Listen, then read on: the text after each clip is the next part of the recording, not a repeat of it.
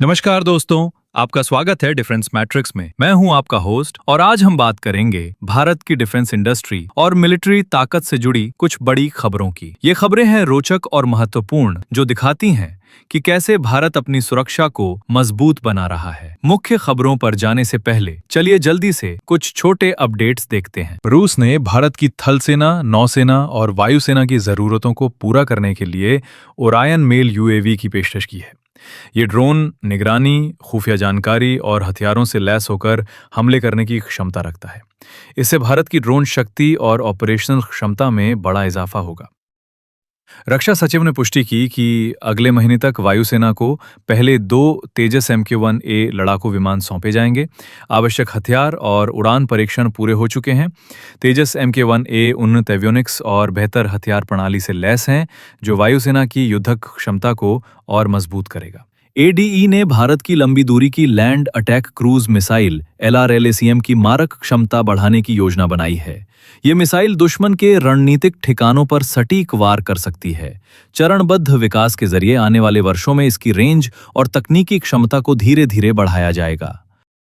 Godrej defence और LNT-90KN क्षमता वाले KDE इंजन डेरिवेटिव के विकास पर काम कर रहे हैं। ये इंजन तेजस MK1A और MK2 लड़ाकू विमानों को भविष्य के लिए और अधिक सक्षम बनाएगा। इससे भारत की स्वदेशी एरोस्पेस तकनीक को मजबूती और आत्मनिर्भरता में बढ़ावा मिलेगा। भारतीय सेना स्ट्राइक कोर को मजबूत करने के लिए 12 और अपाचे हेलीकॉप्टर खरीदने की योजना बना रही है। आर्मी का लक्ष्य है 150 से ज्यादा अटैक हेलीकॉप्टरों का बेड़ा तैयार करना है। ये हेलीकॉप्टर दुश्मन के ठिकानों पर तेज हमला करने में मदद करेंगे। अब शुरू करते हैं पहली बड़ी खबर से, जो DRDO और ADA से आ रही है। DRDO की ADA पिनाका MK4 का नेवल वेरिएंट विकसित करने जा रही है। ये 300 किलोमीटर रेंज वाली गाइडेड रॉकेट होगी, जो तटीय सुरक्षा को मजबूत बनाएगी। दोस्तों, पिनाका सिस्टम पहले से ही भारतीय सेना का महत्वपूर्ण हिस्सा है, जो मल्टी बैरल रॉकेट लॉन्चर के रूप में काम करता है। अब इसका नेवल वर्जन जहाजों से लॉन्च किया जाएगा, जो समुद्री सीमाओं पर दुश्मन के हमलों को रोकने में मदद करेगा। ये रॉकेट सटीक निशाना लगाएगी, GPS और अन्य टेक्नोलॉजी से लैस होगी। इससे भारतीय नौसेना की ताकत बढ़ेगी, खासकर हिंद महासागर क्षेत्र में। ये प्रोजेक्ट आत्मनिर्भर भारत की दिशा में एक बड़ा कदम है, जहां घरेलू तकनीक से हथियार बनाए जा रहे हैं। विशेषज्ञों का कहना है कि ये रॉकेट 300 किलोमीटर तक मार कर सकती है, जो पाकिस्तान या चीन जैसे पड़ोसियों से खतरे को कम करेगी। DRDO इसे जल्द टेस्ट करने की योजना बना रहा है और सफलता पर यह नौसेना के जहाजों में शामिल होगी। कुल मिलाकर यह खबर दिखाती है कि भारत अपनी कोस्टल डिफेंस को हाईटेक बना रहा है। दूसरी बड़ी खबर रूस से आ रही है, Tu-116 को लेकर। रूस भारत को Tu-116M स्ट्रैटेजिक बॉम्बर बेचने के लिए जोर दे रहा है। वो आने वाले एयर एक्सरसाइजेज या एरो इंडिया में इसका डेमो दिखाने की योजना बना रहा है। दोस्तों, Tu-116 दुनिया का सबसे तेज सुपरसोनिक बॉम्बर है, जो लंबी दूरी तक बम गिरा सकता है। भारत अगर इसे खरीदता है तो उसकी एयरफोर्स की ताकत कई गुना बढ़ जाएगी।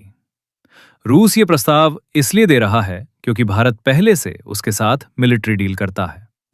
एरो इंडिया जैसे इवेंट में डेमो से भारत को इसका प्रदर्शन देखने का मौका मिलेगा। ये बॉम्बर न्यूक्लियर केपेबल है, जो रणनीतिक महत्व रखता है। हालांकि भारत को इसे अपनी जरूरतों के हिसाब से देखना होगा। अगली बड़ी खबर है भारतीय बैलिस्टिक मिसाइल रेवोल्यूशन को लेकर। डिनाइड एरोस से इंडिजिनस चक्र तक, कैसे US वीटो ने भारत की बैलिस्टिक मिसाइल डिफेंस रेवोल्यूशन को जन्म दिया और सुदर्शन चक्र स्काई शील्ड बनाया।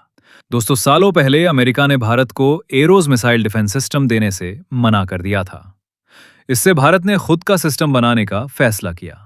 आज सुदर्शन चक्र प्रोग्राम के तहत स्पेस बेस्ड शील्ड तैयार हो रहा है, जो मिसाइलों को आकाश में ही रोक देगा।